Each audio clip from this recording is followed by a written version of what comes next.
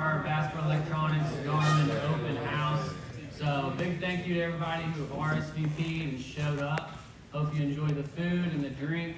So don't forget, if you guys ever need anything electronics-wise, we're also a Mercury dealer. So anything Mercury-wise, we do a lot of repower, service, maintenance, even warranty. No matter where you bought the boat, we can take care of that avenue as well. Obviously, we have every electronic component known to man, and batteries and everything, wiring. And a big part of our business is our personnel and our installation services. So I know time on the water is critical, and there's never a good time to have an issue. So we do our best to get you back on the water as fast as humanly possible. So we're built to serve. We got a great mission and purpose. So if you guys don't already follow us on social media, we'd really appreciate a like, follow, tell your friends, your buddies, people you don't know, high five them, throw out all the apparel. We'd love to do anything we can to serve you guys. Got my main man Miles up here. He's got a presentation he put together for you. And then after, I'm gonna throw you to the wolves. So you can run down your whole thing, we'll get you hooked up. I'm gonna break down some Garmin specific details on the units, waypoint management, settings for live scope, kind of a dive in of how to operate it, quick in-depth glance. But real quick, congratulations on the incredible Open tournament. It was so much fun. I caught almost 25 and a half pounds of smallmouth on Kentucky Lake. That was nuts on the second day. Lots of fun. But yeah, that was a really good tournament. So I'm going to do a presentation. So originally I thought it was just going to be high school and college anglers today. I don't have a whole lot that I can teach you nowadays, it seems like, because you guys are just absolutely crushing it at your age level, especially with forward-facing sonar. But I did want to talk about the business side of sport a little bit, because I know there's a lot of you that want to figure out and navigate how to monetize this industry and figure out how to make a living in this. So hopefully it's not too boring for the rest of you guys. I'm gonna go through a lot of things that I think are really important for this industry. I think one of the most unhealthy things that I see out there is just people's perception of what the job of a professional angler is, and I kind of want to lay that out that are looking forward to maybe doing this for a living. Last time I asked, last year, it seems like high school and college anglers, you're a little bit shy. I asked last time if you guys are interested in fishing for any. Well, we got a bunch here, even if you don't want to even admit it. So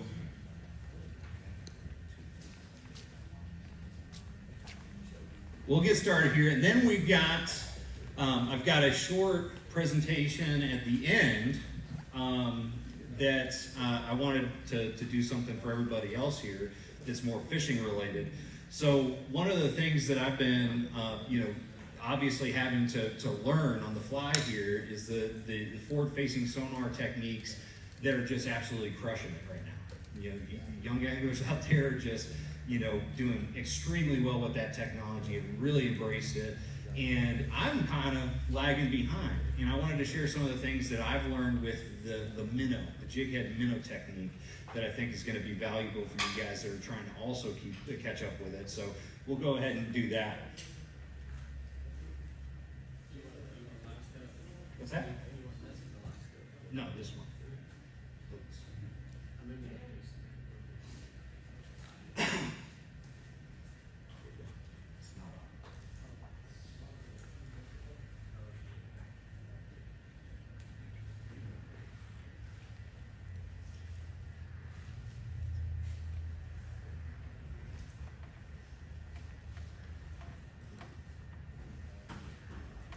I was leaning against that.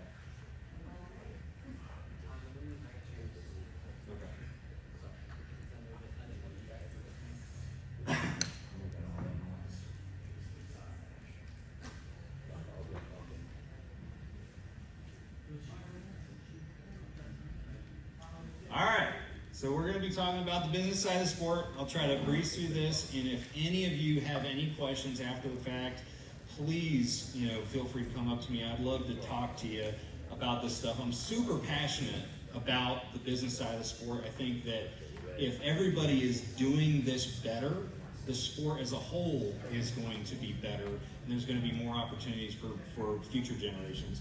So again, my name is Miles Burghoff. I currently fish the Bassmaster Opens. I fished the FLW Tour and the Pro Circuit, and then of course now we're in a different era and we're fishing the Opens again. I actually won the 2011 Boat US Championship. Do they still have that? The ACA Championship on Pickwick nowadays? The Boat US? Yep. They do? Yep. Okay. Yeah, so I won that back in 2011 with my buddy Casey. I've hosted 2 TV shows, one called Sweetwater TV and one called the Oakley Big Bass Tour, back when it was called the Oakley Big Bass Tour. And I'm also a YouTuber. I do about 6 videos a week, so almost one a day. All right, so what we're going to talk about today is we're going to talk about, is this a profession or a hobby for you? Because you really have to kind of dig deep and figure that out for yourself. Then we're also going to talk about what the definition of the job is. Like, what is our job as professional anglers? And then we're going to talk about, this is going to be one out of left field. I think a lot of the older group here is probably going to, agree with this. But one of the biggest things that I've learned, especially over the last year or two, is how important it is to set yourself up for success right now. When you're young, just getting out of high school, in college, because this sport is very easy to run out of money real quick and burn out. And then, go find a regular job. I don't want you to have to do that. So setting yourself up for financial success is really important. I know that's kind of out of left field because this is like fishing talk, but it's important. Then we're going to talk about foundational networking. Probably one of the most important, I don't even know if that's a real term, I just made it up, but networking is super important. Building your value and capitalizing on opportunities. So, the first thing you need to ask yourself, guys, is whether or not you want to do this. Everybody comes up to me and says that I'm living the dream, and I totally am. I absolutely love what I do. I love the industry. I love this sport. It has been very good to me, and I'm not even really fishing at the tour level anymore, and I'm still able to make a living in this sport. Being a professional is very different than what fishing is to you, right? So you kind of have to ask yourself whether or not you want to participate at the professional level, when you love fishing right now. So that's a question you need to ask yourself. So, my story is I knew I wanted to be a professional angler. I moved from California to Florida, moved into a travel trailer, hardly any social life until I got into like college fishing. And I was just focused on that. And that's one of the main sacrifices that you need to make. Things are a little bit different nowadays. I feel like, this sign that a lot of young anglers are doing so well right now is things are accelerating a lot faster. So those years of, paying your dues might be kind of condensed down a little bit. But you're still going to have a lot of sacrifices. If you want to do this for a living, you have to sacrifice. And that means socially and financially. In the beginning of your career, guys, you're not going to make hardly any money. If anything at all, you're probably going to be throwing a lot of money away. But it's really not throwing it away. You're building your foundation for the rest of your career, right? So just know that going into it. Another thing that's really important to know is that the landscape is changing. I know that the guys back there, Andy Morgan has been in this career for a long, long time. He'll agree with me. Things are drastically different now than they were back in like the early 2000s and before. Social media has a lot to do with that. Okay, so you need to understand that changing environment and adapt to that. And we're going to talk about that pretty soon here. How's it looking back there? Okay. All right, so what is a professional angler? This is the most important thing that you need to understand if you want to do this for a living. And it could be a whole different, it doesn't have to be tournament fishing. It could be as a social media influencer or content creator. It could be as a guide. There's all different types of things. You could be just a rep for a company or something like that. But a person who makes it at least the majority of their income within the fishing industry is in my opinion, a professional. Now there's a line between professional tournament angler. I can't consider myself a professional tournament angler anymore because I don't fish the tour level, but I'm still a professional angler by my definition, by many, because I make my living in the sport.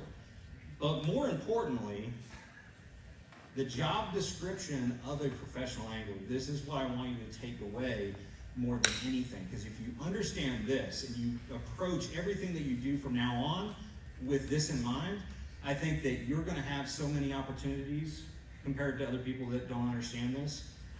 The job description that I laid out for myself early on was that I want to get people excited about fishing and teach them how to do it better. Okay, that is like very simple, but that's everything. Okay, for you young guys, it's not about catching fish. It's about sharing that experience of catching fish. Okay, so and why this is so important is because you're not going to be making money. You can do well in tournaments, right? You can win some tournaments, but that equation is going to be pretty volatile. You'll find out. But if you learn how to share the sport and to share your passion with other people and help them figure out what products they need to use to do better, that is going to be the foundation of your job, okay? So, and I'll give you an example. I'm doing YouTube right now, 6 videos a week. I share my experience, over the years with a bunch of people, thousands of people. And I help direct them to things that have worked for me, and that in turn sells product. It's not superficial. It doesn't have to be superficial. You don't want to not tell the truth. Tell the truth and direct people to what works for you, and you can make a living in this sport, believe it or not.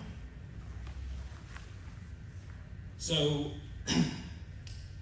tournament fishing has got pretty difficult at being a professional tournament angler, because in the early 2000s and prior, you had tournament anglers were the influencers of the sport, right? You look to, I remember picking up Bassmaster Magazine. That's where I got all my information.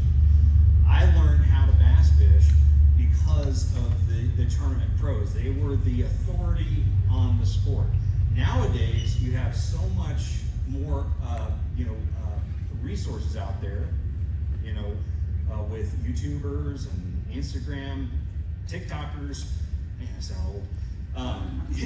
There's so many different things out there that you can rely on to learn about this sport. So that pie has kind of been cut up in smaller portions, and so that's why face value tournament anglers, it's a harder income than it ever has been, because there's very much less of it than before. And so you want to make sure that you diversify in other ways, okay? And I know a lot of you out there, even some of the young guys, you don't have plans on becoming a professional, like full-time. A lot of this stuff applies if you want to just get some extra income in the industry. So just keep that in mind too. It's not just like, all or nothing. All right, so I wanted to talk about finances with you young guys for a second here, because I wish somebody taught me all this stuff before I got started, because there's no safety net. You got no health insurance, you have no life insurance through fishing, you have no retirement plan. You have to do all that yourself. You young guys that I'm seeing out there right now in your 20s, you need to learn the time value of money. Okay, go look up that term and start learning it, because you need to start putting away a little bit for yourself now. And it's incredible. If you put in the numbers, how little it takes for you to set yourself up for the future, so you actually have a financial foundation while you're trying to figure your way through this industry that is changing so much. So don't underestimate, putting, you know, $50 a month away in a retirement account or an investment account. I know this sounds, again, I'm sounding old, but it's so important for you guys to start figuring that out early and setting yourself up, because this sport will eat you alive. This industry can eat you alive very quick. It can be very disheartening, you know, because it's just not super, you're not gonna see a ton of income in the beginning. But anyways, set yourself up. I use my credit card for everything. The trick is you gotta pay it off. So if you're going into the sport, use your credit cards. They're safer, they get points, and I can track it easier for my CPA, okay? But you have to pay them off. If you're paying interest, it defeats the whole purpose of using credit cards. Don't ever carry a balance on your credit cards. I've seen a lot of glazed eyes out there, but I'm telling you, this is the juice right now. This is the juice. I think a lot of you out there, I'm seeing the older folks out there, they're nodding their head. But anyways, set yourself up, because this sport is a rocky ride, and you want to hang in there for the long run. Like, the last thing you want to do is spend 20 years in the sport and chasing your dream, and then be so pressured by the financials, the financial reality of it, that you have to completely just leave your dream behind. So I'm just begging you, please start doing it now. All right, so foundational networking, this one is really important. So how do you get sponsors? You know, one of the things that I think is a hard habit to break in this sport is to tell people don't look for sponsors yet, okay? Sponsors it's kind of like everybody expects you have to go out and find sponsors. You gotta get that discount, you gotta get product, you gotta build these relationships right away, okay? It's true, you gotta build these relationships, and you do it through networking. But when I say foundational networking, I'm not saying go out to Bassmaster Classic or ICAST or any of these shows and start asking, you know, for sponsor deals. Wrong approach. What you gotta do is you go out there, young guys and gals, and you just go meet people. Go have a fun time, go meet people in the industry. We got a great group of people in this industry. So go out, make friends. You're gonna figure out which people within which companies you enjoy to hang out with, and don't ever ask for anything, but offer up help with whatever you can, okay? If you keep doing that, you keep going back to the Classic, you keep going back to ICAST, you're gonna, over time, start seeing opportunities come knocking at your door, and that's when you have skin in the game, okay? And another reason why you don't wanna go after sponsors right now is because you, and don't take this the wrong way, you have little value. And that's the key, is that it's gonna be hard to scale a relationship with a brand when you start at a discount to something where it's meaningful, where you're able to actually pay your bills and pay your entry fees and things like that. It's really hard to do that. I've had to have end a lot of relationships with companies because I started at that discount level and they got so much out of me, and then, you know, I just couldn't keep moving up, and we had to part ways. Nobody look. So anyways, it's just really important to just go meet people. And the most important thing on this page, I think, is the bottom bullet point. Never burn a bridge, guys. Listen, this is a very small industry. You go to the Classic or ICAST, it looks massive. It seems like there's millions of people in this industry. There's really not. There's very few influential people in this industry. And if you burn one bridge, you're gonna burn another and another. It's really incredible. So just make sure that if you have to exit a relationship, you never do it on bad terms. You know, or at least do your best, okay? So I think that's really important. Okay, building your value, your audience. There's never been more opportunities to build an audience in this sport. Yes, it's getting harder for the core group of tournament anglers at the professional level, but that's because social media has kind of changed that whole landscape. So it's actually a lot easier. You have all these different social media platforms that you can go on and create great content, help people catch more fish, and build an audience. And that's a beautiful thing. And you don't have to just do it through tournament fishing. You can be a guide. You don't have to be you can just be a content creator, or there's a number of different things that you can do. But I see so much utility and opportunity in the social media side, and that's kind of why I press hard on it.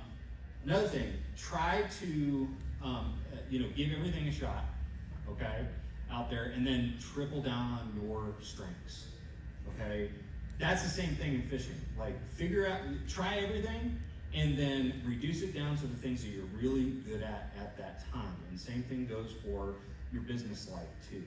I'm good at YouTube. I stink at TikTok. I don't even have it anymore because I get stuck on it for an hour and a half before bed and I can't go to sleep. But YouTube, I can do those long form videos. I enjoy that. Okay, so focus on things that you're really good at. Try to do just a little bit in each different platform in the beginning, but triple down on what you're best at. And the main focus should always be your audience. It should always be giving something to somebody, being a resource for somebody, and doing it in a way where you're telling the truth, you're being honest, and if you do that, people recognize it and they'll jump on board. Okay? And remember, everybody has an audience. Everybody in this entire room. We look at some of the personalities of the sport, and there's some guys that are super funny, like Gerald Swindle, that are super professional, like Kevin Van Dam, and we may wonder where we fit in. But everybody has an audience. Everybody's personality fits to a certain audience. So just be yourself, and you will find that audience. But you got to put in the work. And remember, it doesn't take skill to be a content creator. It takes perseverance. So anybody in here know who Ken Duke is? He used to be a senior editor of Bassmaster magazine back in like the early 2000s and everything. He gave me an opportunity before like videos online were a really big thing. We did this thing called Bass on Campus. Literally, he hated working with me because I do like 25 takes. And I watched Ken Van Dam once after I just butchered the simplest take. He came up and Ken's just like, do something about, flat-sided crankbait or something like that. He did it first take, smooth as glass, and he might have had a little bump there, but he just rolled through it. It just seemed so natural. That comes with practice. So don't put yourself down if you're not doing it right now. It takes time, it takes a lot of practice. So anyways, all right, so capitalizing on your opportunities. Once you build your audience, your value will bring brands to you. I firmly believe that. I've seen that experience with my own career. Just build that value, build that audience, enjoy what you do, share that enjoyment with other people, and opportunities are going to come your way. All right? I know that that's a frustrating thing to hear for you guys that want like that exact track from point A to point B, but it really just kind of unfolds if you do things the right way. Another thing, avoid working with brands or products that you don't like and people that you don't like. Like, don't just sell out for that dollar sign or a big product or something like that. Do things that overall are good for you. Take it from somebody who has worked with brands that maybe he probably shouldn't have in the very beginning just because he thought that he should. There's really wasn't many, but there was some companies that most of the product lines, maybe I didn't fish with them as much as I should have. But I really think that even if you pass up opportunities, like, it's going to be better off for you.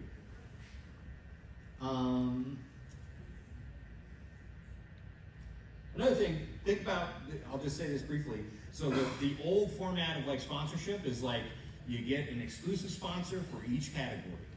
Try to avoid exclusivity whenever possible, as far as the social media space, I think that there's a lot of opportunities there. So just kind of think about that. I won't dive in depth because I don't even really have those deals. And always just take partnerships that you can actually deliver value for. Deliver ROI. That's what they're partnering with you for. Sponsorship is not charity. It's a business relationship where they're looking for a return on their investment. So that is also a very key point. And one thing that I always do is when I'm generating a proposal, is I always it doesn't have to be like super, like Jason and I just wrote it out on an email, like back in 2019. We had a discussion, we had a good meeting where we didn't catch any fish on Lake Chickamauga, and sent them a proposal. It didn't have to be like, a lot of graphics. You can have it as mundane as my presentation. You caught a fish, I didn't. You caught one. We didn't catch fish, I caught a fish. Typical. But anyways, when you get an opportunity, when that opportunity is knocking, just look at what that company does well and what they don't do well. And if what they're doing well is what you do well, and what they're not doing well is what you don't do well, it's probably not a good partnership. You want to partner with brands where you're doing something very well, exceptionally well, and they need help with it. Okay, that's like the first sign of a good partnership, is to make sure that you're working with a company that actually needs you. Because there's that kind of honeymoon phase where you're working with a brand and they're really excited, but then they're like, well, shoot, we're good at YouTube. We don't need a YouTuber, necessarily. So just keep that in mind. But anyways, that is my presentation for you young guys. I'm sorry for everybody else that you had to sit through that, but and again, anybody that has any questions, I'd love to answer questions. I'm very passionate about this, as you guys can see. I love making a living in this sport, and so I want to share that. And I think that, again, if you do it well and you do it right, there's opportunities for everybody. The next presentation that I want to share with you guys, and we'll breeze through this real quick, is about the jig head minnow. How many of you guys out there are struggling to figure this out with forward-facing sonar, like I am? You guys are as timid as the high schoolers. Come on. All right, so I'm going to share with you some of the key things that I've learned recently that I think is really going to open some doors for you. At least I hope. Now, I'm in no way an expert at this yet, but we're getting it. And I have enough of a foundation to work off of that once I start finding out those little cues, like when I first started ledge fishing, actually seeing a school on side imaging or side view was like, whoa. Figuring out where they position on a ledge, big time. So kind of experienced some of this in the last year. So what I've learned about the minnow, we're going to talk about the tackle, the shake, what to look for on your screen, and presenting the bait. So the tackle, lots of different types of tackle. My buddy joined the NIB. He's the best natural scoper I've ever seen. Still to this day, I think he's one of the best out there. He figured out that jig head minnow thing well before anybody else did, other than a select few up north who've been doing it, on some of the Great Lakes and stuff. But he started out with the Z-Man finesse size jig head. But nowadays, we're kind of figuring out that the rolling action is kind of the most important aspect of the minnow, okay? And so there's a lot of different tackle out there. I've really tend to like the range roller from Owner, the Kitech Super Round Tungsten, the Gamakatsu Nana Alpha Horizon Head, the LG. Those are all really good jig heads. I still use the Z-Man, finesse size jig head a little bit too. But those round ball head style jigs, they have that perfect roll to it if you give it the right action, which we're going to talk about. So another thing that I learned just recently in the last 6 months, when I started fishing the minnow, I was using 6 and 8 pound tests, really light line. If I had 4, I probably would have gone down to 4. But what I've learned is that the heavier weights for a lot of situations are actually a lot better. So like 12-pound test, 14-pound test, 4 carbon liters. And the reason for that is you have a bigger diameter, creates more drag in the water, and when you're trying to like hover that above a fish, it doesn't want to pendulum as fast as lighter line, so it doesn't cut through the water as efficiently. And that is super important. So I use 12 to 14-pound tests on my spinning gear as the leader. And another great thing is you can horse those fish pretty good. So 12, 14-pound test is what I'm seeing a lot of guys use right now. It's what I prefer. You could probably go up to 15-pound tests. You could even, if you're fishing like super shallow or they're like right on the surface, right below the surface, you could probably even go heavier than that to keep them up there. But haven't experimented with that yet. Favorite minnows, the Z-Man jerk shad, and then of course the Sakamata shad, which nobody can buy. You can't find them anywhere. At least the non-heavyweight version. Anybody spend like $300 on the heavyweight version and find out that you can't catch fish on it? I did. I'm just like, dude, I caught a fish on this Sakamata shad, and they're just like, well, it's a heavyweight version. I'm like, oh gosh, okay. There's a lot of different minnows out there. I like the Z-Man one because it's super buoyant and it tends to like hold its like horizontal presentation a little bit better. So just something to keep in mind. One tip I will give you is don't fall into, yes, the 7-inch baits, even the 8-inch baits to catch a lot of big fish. If you're going for big fish, don't ever discount the 3.5, the 3 3/4 inch sizes, 4-inch size. Those fish, those big fish, a lot of them, they really like those small sizes. So make sure that you have those in your boat ready to go, and don't just fall into the trap of big bait, big fish, because pretty much everybody has that mindset. But those small baits, very often will catch them pretty good. The rod is one of the biggest breakthroughs that I've found, recently, because I was fishing with originally a 7-foot, maybe a 7.2 medium action, what we call the all-purpose series rod from Fitzgerald. Great rod for drop shots, right? It's my preferred rod when I go up north and fish drop shot, but it's too whippy. Like when you're shaking it, the whole length kind of shakes, okay? I thought that's what you want, but until I realized what the best guys with this jig head minnow are doing, they're not wanting to move the head of that bait. They're wanting to make that bait roll. So you're essentially just slapping slack into that line. I actually like to do it from the side, which we're jumping slides here. I'll do it from the side instead of up, but you can kind of figure out what you like to do. But having the right rod is really important, and having a rod that it may have like a stronger, more firm backbone, but that tip has to have some flexibility to it. It has to have a softer tip. And once you find the perfect rod, man, hold on to it. The 7.2 medium heavy Versa series from Fitzgerald is what I started fishing, and I ordered a ton of them, just recently, just so I could have a bunch of them on hand because it works perfect. But there's a lot of different, I'm not just trying to sell you on that one rod. There's a lot of them out there, but that's the one that I found that works for me.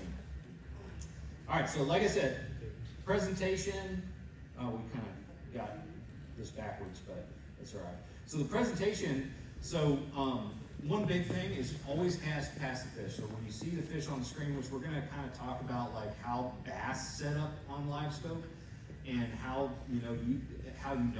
it's more than likely a bass. And catchable bass is a more important aspect. But essentially the most important thing is you want to cast past that fish, real accurate cast. It takes time to figure that out. And then you want to bring it past them. Now, it really depends on how clear the water is, how active that fish is, and just the day and that particular fish. But a lot of times, you want to just, go a couple feet above them. In clear water, it could be 10 feet away from them, and they'll come up and get it. Sometimes you want to kind of like have it just far enough away where they have to actually hit. But a lot of times what I've seen is that, a couple feet is kind of the gold standard. You bring it a couple feet above their head from behind them, and bring it slowly above them. One of the things that I was making a mistake with that caused me to not catch a lot of fish is I actually tried to outrun the bass. I always thought that you had to like move that minnow so it was like running away. For largemouth, I found that more often than not, you just want to have a steady, rolling retrieve, okay? And as those fish come up, they'll eat it then, but you don't want to like run it away from them. A lot of times they'll just lose interest. They kind of want that easy meal. Spots and smallmouth, different story. I found a completely different deal. Like a smallmouth and a spot, I'll try to move it away from them because they'll just come up behind it, especially a spot. They'll just kind of they want the chase. They love that chase. So largemouth, just kind of steady, but of course every situation is different. You gotta play to the fish's mood in that moment. All right, so the shape, we talked about the rod. Essentially, you're just trying to put slack in the line. If you're feeling the minnow every single time you shake that rod tip, you're probably imparting too much action to it. You're just essentially just trying to shake slack into that line. That's how you get that nice rolling action. You're not trying to get the jig head to pop up or anything like that. Like I said, I like working it rod tip down and to the side. I feel like that is the technique that works for me. Of course, sometimes you have to raise your rod tip up just to keep the bait up. All right, so here's a screenshot. I don't have a lot of good, actually this is the only graphic that I have, but one of the biggest aha moments I had is seeing a bass and understanding what a bass looks like or what a catchable bass looks like on your live scope. A lot of the times when guys are catching fish on live scope, it's when they're suspended very close to the surface. Okay, I'm talking, right at the surface all the way down to 10 foot of water. It could be over 50 feet of water. It could be over 60 feet of water. You're gonna be amazed once you start figuring this out, how many fish are suspended so close to the surface, okay? If you see a fish, it's a bright mark like this. See that red? I like the blue palette on my Garmin. This red right here, the more defined and deep red that is, the better chance it's a bass. Catfish, a lot of other species, they show up a little bit more fuzzy, okay? But when you see and I caught those fish right there. When you see a nice, round, hard target like that, depending on the palette that you have, mine would turn up red like that, that's more than likely a bass, and they're high in the water column. If they're way down on the bottom, unless they're like a big giant school, generally I'm not gonna waste my time with those. It's all about those fish that are up in the water column. That's another thing, it's like, live scope is a great way to be distracted. It's like ADHD personified in a electronic device. You can spend all day long casting all these different dots moving around, and you're not going to have a lot to show for it. So you have to condense it down into the most active fish that are willing to bite, and those are the ones that are up in the water column, generally. We're mostly talking about largemouth, but spots and smallmouth will do the same exact thing. What's another? That's pretty much the gist of like when you're looking for bass. Those are the kind of the key components. But if you guys have any other questions about any of this stuff, I'm gonna stop yakking so Jason, the wizard, can get to his deal. And I'd be happy to spend all night talking to you guys. So thank you guys for your patience. I know that the first part of this may not have applied to you, and for you young guys, the second part probably didn't apply to you because you already know it, but I appreciate you guys' time.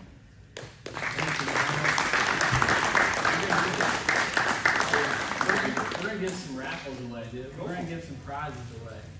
I'm gonna dive in. I'm gonna show a quick little hack tutorial and also touch base on the same thing that Miles just briefly touched on, the color palette. There's two main color palettes I use, so I'll boot this unit up.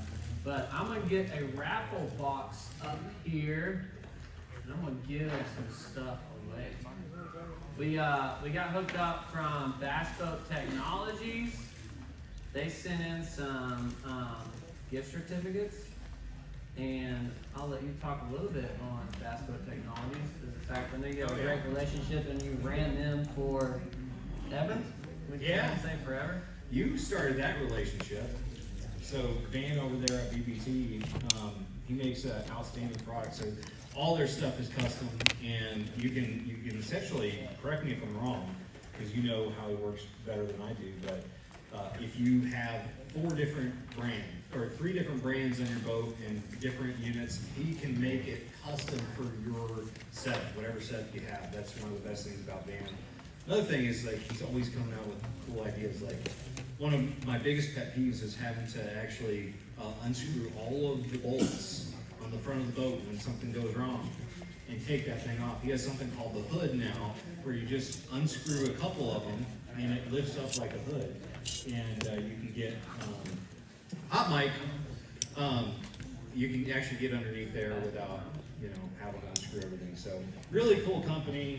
I would really suggest you guys, if you're looking for mounts, definitely check them out.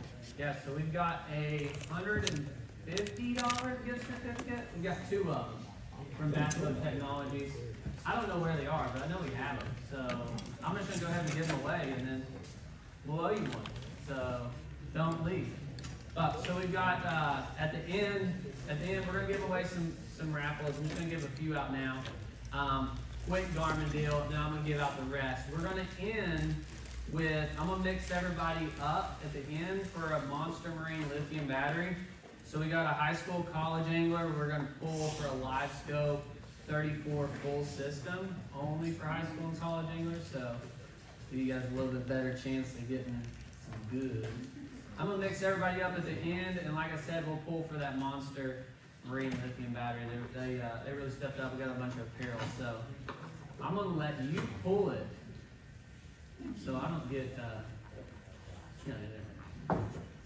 Conflict of interest. All right, so we'll pull one from here and one from there. It's gonna be Bass Boat Technologies gift certificate. What do I do? Just read the name, Eric Ramirez? Oh, Eric Romines. Congratulations, my friend. Do we have him come on down? Yeah, make him come on down and get his Come name on tag. down. I mean, he's basically family, so I don't know. This is like a happy meeting, but anyway. All right, we'll do another Bass Boat Technologies. There's some nice ones. Holly did good. Bass Boat Technologies gift certificate. Okay. Walker, Nah, we don't know him. LeCue? Yeah, LaRue. Oh, it's an R. LaRue. Congratulations, my friend. Congrats, buddy.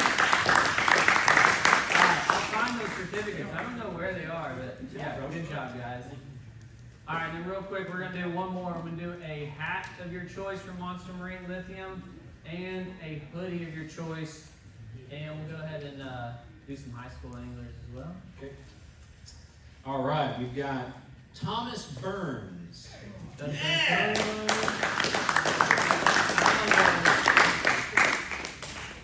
All right, my friend, pick you out a hat. Good job, buddy. Any Monster Marine hat, and then you want XL, you want medium, or you want double X. Oh, come on, man, you go 2X. There you are, my friend. Congratulations.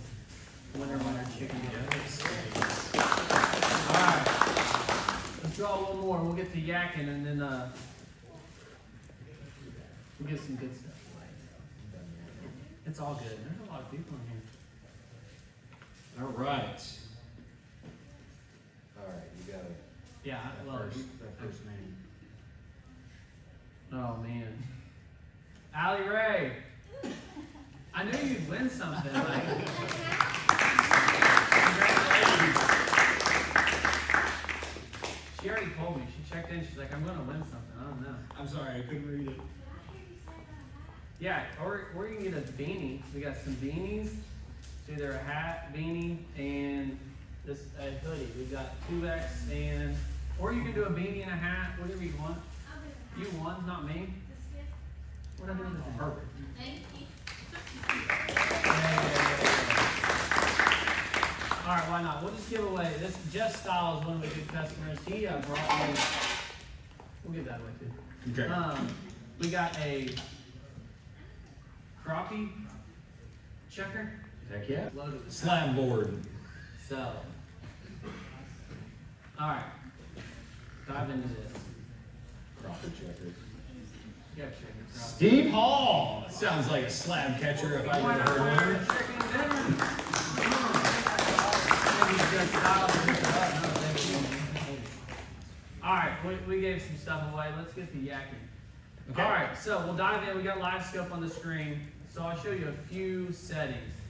Now, I'm old school live scope. I can remember, I won't go way back, but I can remember the first live scope I had and no one was talking about it.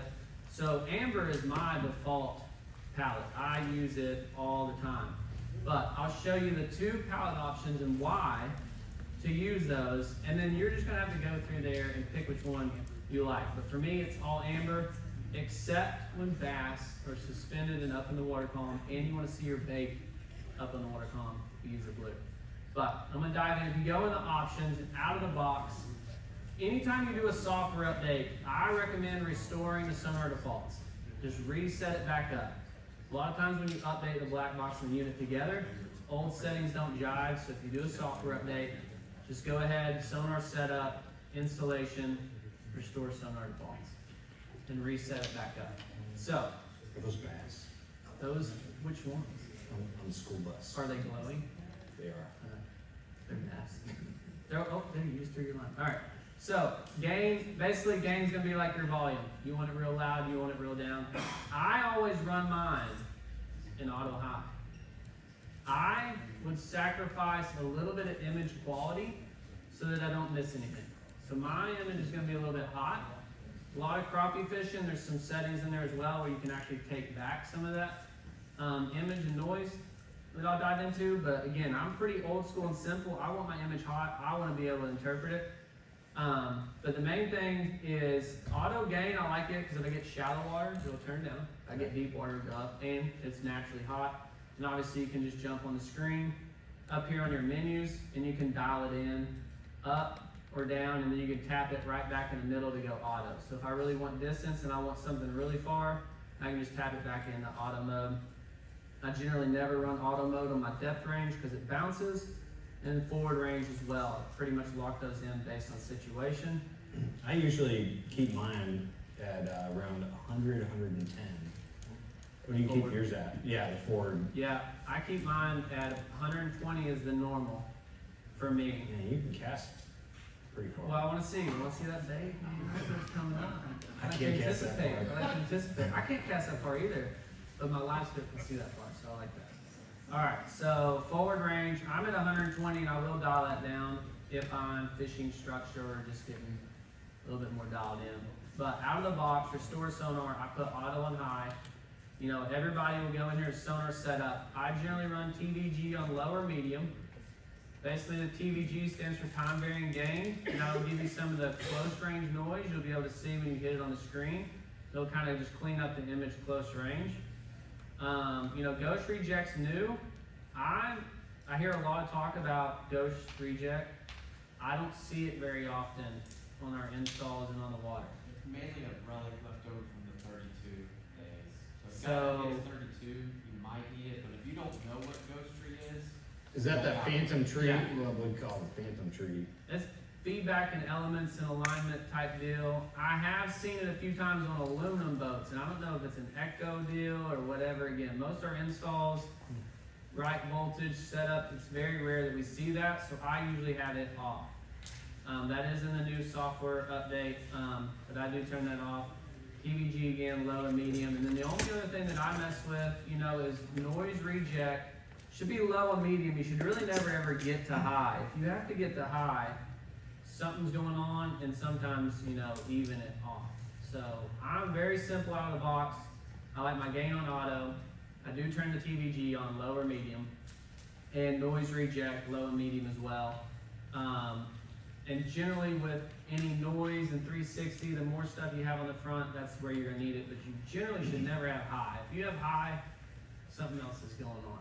But in here we'll go back to the appearance and we'll touch on that color scheme. So there's some really cool color schemes that they have built in on the software. It's what Garmin's known for. But obviously the amber's the classic. And then we've got the blue, which Miles showed on there. Blue is my favorite. Blue does really, really well. If you want to see your bait and you want to see fish and they're in the water column, it's perfect. The only time that I do not like blue is if I am fishing structure. Because in my opinion, it's very hard and it gets kind of cluttered up, and also on the bottom. So if you have a lot of timber, especially on Fort Loudon river systems and shallow bodies of water, I like the softer color palettes. If I'm seeing bait or fish are up, then I want the blue. Again, this is all personal preference, so you're just gonna have to figure out. Also, if it's sunny, like really sunny skies, this has a really good, contrast. You can see it a whole lot better when it's super sunny compared to like this palette right here, at least Correct. my eyes. Yeah. What I've found is a lot of the softer color palettes, the softer it is, the better shadows you get for structure. So being able to see limbs and structure across, you get a lot better shadows with your soft ones. A lot of crappie fishermen like the black emerald.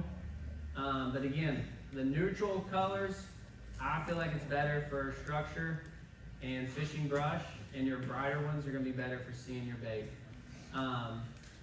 So again, I err on the side of pretty simple. I'm an old school livestock, I'm an old soul. All right, so the new deal that you can play with, I don't touch them that much, I'm not gonna lie. LiveScope does everything I need without getting in there. But if you do want to enhance the image, if you want to see a real small crappie jig or whatever, the next level of settings is going to be your color gain and your color limit. So your color gain, again, is going to basically be just like your normal gain as your volume. So you can turn it up or you can turn it down.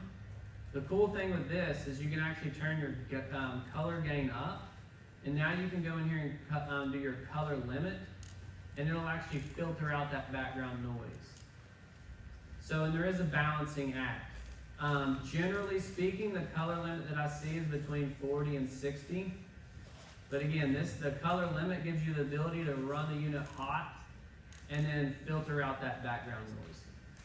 To me, the reason I don't use it is because I've seen LiveScope so much, it looks kind of artificial. But for seeing your bait and decluttering, that's where Garmin's really stepped up and kind of designed, I'll call that next level of filtering and fine tuning. I always tell people, don't be afraid to hit the buttons on your units. If you break it, we can fix it. And if you do mess it up, you can restore sonar defaults, or you can go back on these color limits and just hit default. And you're just right back to normal. So don't be afraid to get in there. There's a bunch of other settings in there you can dial in. I never play with them. I know bottom fill's one of them for people seeing fish close to the bottom. For me, sometimes it kind of drags in. But on LiveScope, that's pretty much, I'm pretty simple. Is there any other tweaks you found, or? I keep myself pretty simple. I think it is really important to point out, there are situations where I keep my depth at auto. If I'm really just trying to figure things out, but once I dial in a pattern, or I'm in a certain area at a certain depth range, you definitely want to stay with one depth range. So put it in manual mode and keep it just so you can see a little bit of the bottom, or maybe not even the bottom at all. Like at Sam Rayburn, when I was fishing over really deep water, but casting the fish that were like in 5 to 10 foot of water, I was only looking at like 20 foot of the water column. Never saw the bottom, in those areas. So I think it is really important to keep it on manual once you dial things in, but it is helpful to not have to constantly adjust it if you're, trying to figure out what the pattern is. So I do keep it on auto a little bit sometimes. Lee, did I miss anything? All right, cool. All right, one common thing on Garmin units that I get a lot of questions on is waypoint management and how to mark a waypoint. So Garmin does it a little bit differently. Their software is a little bit more saltwater driven, but the main thing that you've got to know on marking a waypoint is your cursor deal. So you can see at the bottom of this page, it's got a mark button down here at the bottom left, which really no one but in the front row can see it. But if you hit the mark button on the unit, it will tell you in the top that waypoint created at boat. That is your boat, not at the cursor. So wherever you moved it, wherever you lit it up, that waypoint, if you hit mark on the bottom of the screen, will mark your boat. I had a lot of brush piles that disappeared. A lot of brush piles. I went back for them and could not find them. Yeah, they were just off a little bit. I had to figure that out. Yeah, 20, 60 feet one way or the other. But. So to do it on the cursor deal, you just don't hit the menu on the bottom. You go up here on the top. Once you do, pull up a cursor. And it's going to look very similar on the sonar. But the main thing is you got to do it up on the top. And so I got the waypoint up here. Did I mark it? Yeah. So you can mark a waypoint and it's instantly there on the map. And you can go back and edit it. But once you hit that waypoint button, it is on your mark on the actual screen itself. So you got to do the top menu, not the bottom mark. And we'll look at it on the sonar as well, because it does look a little bit different. Being in simulation, so I did, when I ran all Garmin, I did change the way I graphed and marked waypoints. Yeah. You know, coming from a Lorentz system where I could just mark anytime I wanted and not really lose any data, you know, that's just how I learned. But now, when on a Garmin, you have to pause the screen. So on any of your sonar channels, I'll go in and I'll idle a whole area, and then I'll pause the screen and I'll go back and mark all my waypoints. And you gotta figure out how long you can go without going back and, you know, say I'm up at like Champlain or something like that, looking for you know, boulders or, you know, stumps down here on the Tennessee River. You don't wanna go too long, you know, and then erase a lot of what you went over. It does go back pretty far, but I have had the situation where I went too far before I went back and marked it. Another workaround that I found out is if you have two graphs, definitely have a screen that has side imaging or side view on the other graph while you're working on the waypoint. That way you're not missing anything. Is it still recording on the other one? Yeah. I didn't even. Yep. I'm a one big unit kind of guy. Workaround. So, you know, What Part color up. palette are you using for siding? on side imaging, I actually really like the blue, but I mean, I like. the pro. Hey, I rigged these units. Come on, man. What is it? Rusted iron? I'll sit down. I'll be Rusted steel. That's the one I used it. So it was the one that was on when I turned on my units for the first time, and I actually like it. So I kept it on rusted steel. Yeah. Let me just put Again, it on rusted steel. I think that when it comes to color palettes, it really has a lot to do with your personal preference in the light conditions. I think a lot of people like to just keep on one color palette, but I'm telling you, there's some that you're gonna miss something if you don't have it on a certain color palette when it's super sunny. When it's super cloudy, it's pretty easy to see. But super sunny conditions, that's the rusted Yeah, that's steel. rusted right steel. there. I do like this one. I haven't played around with all of them. That's the one I tried, you know. What's that? I use grayscale. Grayscale? Yeah, you see a lot of shadows. Okay. I did use that to find 25 and a half pounds of smallmouth, so. I'm pretty Inverse partial to it. grayscale. Yeah, I mean, that one looks really good That for one seeing actually- shadows and structure and everything. I could see how that would be difficult to see in the sun a little bit more. Yeah. But in cloudier conditions, I think that's really good definition, you know, seeing the shadows and everything. Yeah, so again, if you idle an area, I don't know how far, I mean, generally any cove that I idle, I'll pause and then go back. So I went to, this will be a good representation for you guys that fish like Fort Loudon. I went to the, what do you call it, the channel between the two? The canal. Okay. I went and idled that whole thing thinking I could go back and you know, mark all the rocks that I found. It only did about a third of it. It only recorded that much. So about a third of that canal is what you can count on being able to record. So, and that's useful. Yeah, that is very useful. All right, so again, if we do pause the sonar and you can go back in time, same principles apply. I'm pretty sure, I don't know on the software, but this is in demo mode. I'm almost positive that there is a mark button on the bottom of the side of the sonar as well. There is, yeah.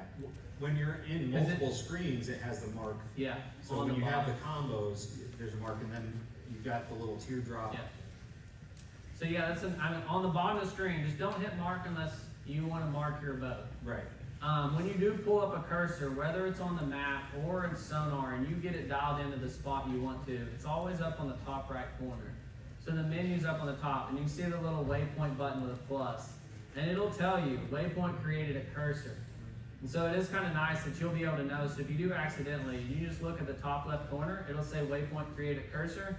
If you accidentally hit the other one, it'll say waypoint create a boat, and it'll tell you where that is. One thing I want to point out that I'm a big fan of is the icons that they have here are actually super useful. Like I've worked with other brands that their icon, they had a lot of icons, but a lot of them didn't apply to what I wanted.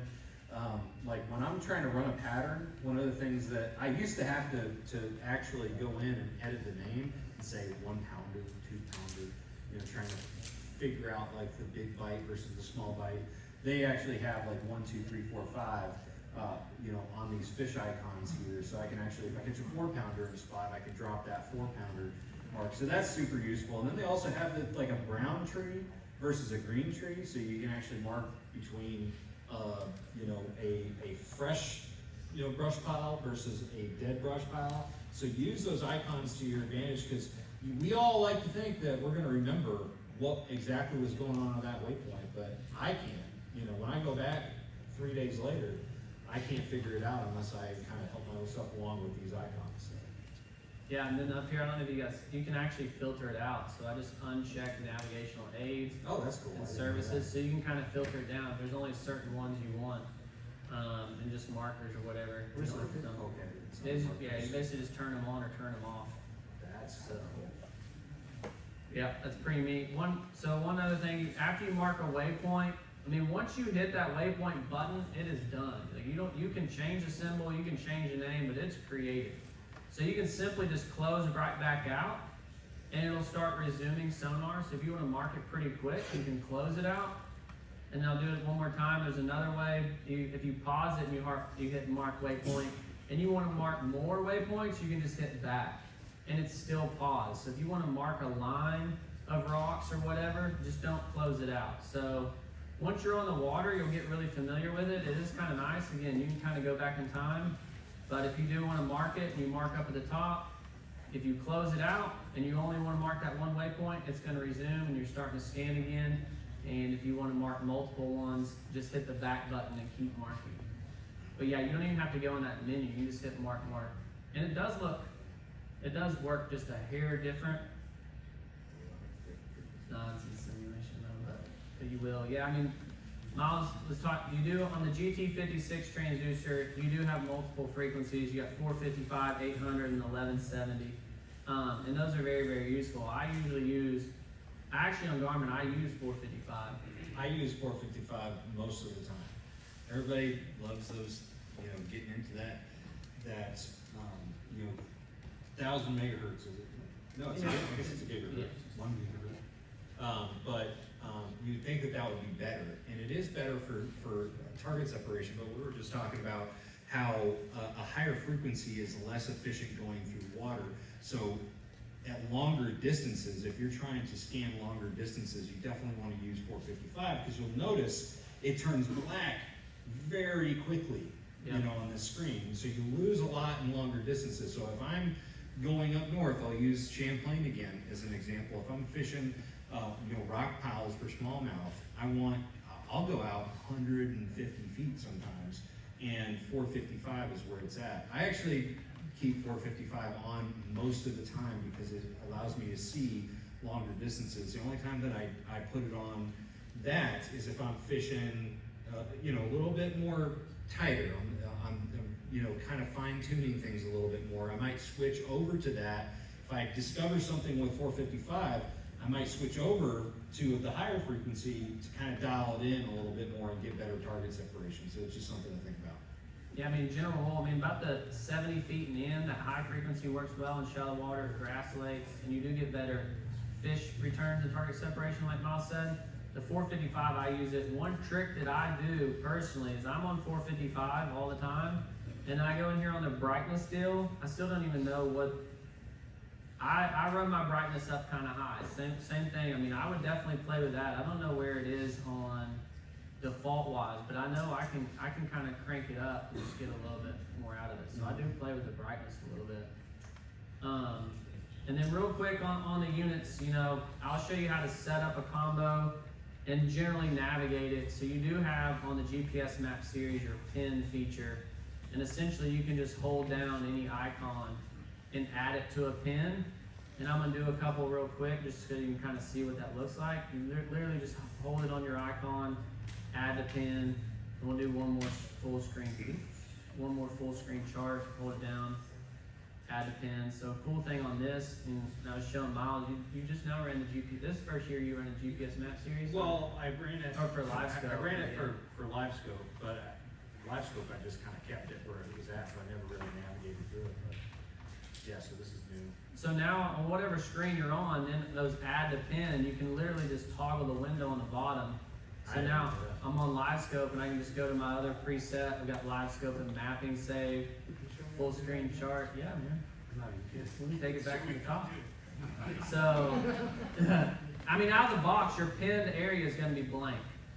So, and all you do, whatever screen you want to go onto, let's go to another combo. So here's side scan, map, and down imaging. You literally just hold that down after you create it, add the pin, and then under pin you got the 4. So that's gonna be what cycles. I'm actually gonna remove one. So under my pin, I'm gonna take combo 3 out, so I'm not cycling through as many. And so you got a little picture down at the bottom, and I can go left if I want live scope. And I can go back left again if I want my side imaging, map, 2D, and I can just toggle real quick between my pages and not even go back to the home Yeah, screen. you totally changed my life. You're welcome. Hey, we've been a good team, you know? We should work together. So yeah, I mean, GPS map as far as being very efficient, essentially that same deal. You're not gonna have the pinned window on the Echo map. You're gonna have the pre-saved buttons on the side, 1, 2, 3, 4. Same deal, you're just not gonna have the little picture-in-picture back and forth deal. So I'm gonna show you how to create a combo, and I'm gonna kind of show you how to navigate in that combo, and then we're gonna give away. So we've been yapping a lot. We lost table 1. We lost half table. Look, Saxon's on his phone texting. Stop drawing on the tabletop. Hey, if you need an A-rig, I know a guy. Alright, so real quick we'll navigate in. Under combos, this is gonna be something you set up automatically. So these are already preset. I'm gonna go ahead and take some of these radar ones out. So again, just how I'm gonna add it to a pin. I'm gonna delete that combo. Yes, I want it out of here. Same thing with the dual radar. I'm gonna hold it down, delete combo. So I simplified it down. Here's my 3 combos. Pretty easy, you just hit add combo. You can change the name if you want. And then you pick your panel size. My console go-to is gonna be this option right here with a full screen on the top. And we're just gonna do the one right below it. Yeah, just that 'cause was there's- my favorite for when I'm idling around. So what are you putting on top? So always, please do not put side view in a small screen. Okay. Put side view on the big screen. Yeah, let's get side view up there. So you tap the window you want to add on the side. It's going to be under the sonar menu, and we're going to add side view. And that's because there's just too much data to see in a small window. I mean, It's too important of a. I agree. You got to cover that water. All right, what are you putting bottom left right here? I put map in Alright. that one, and this is only when I'm idling around. I'll toggle between this and just a full map. Or I've got 2 of these at my helm. One I have 2D sonar while I'm running because I have a through hole, and then I've got mapping, and then the other one I've got a full mapping. So we're going fishing chart. I do fishing chart. Don't use navigation chart. Navigation chart I don't like as much. The fishing chart, because of all the shading and everything, I think really tells you everything you need to know. All right, what's in your middle box? I do a regular 2D sonar in that one. Alright. I still use traditional sonar all the time. I think it's the best way to get a real quick, in-your-face snapshot of what's down there, and then you look at down view, which is the next one. That's that's my deal. I like it. I don't think I've ever ran a combo in No. my life, but Then you got that little toggle in the middle that you can kind of adjust the width. yeah. I put a lot of emphasis on side view, so I make everything else pretty small. So yeah, we can But adjust that the depends slider. on what, you know, if you have another unit or not, so. And lickety split, there it is.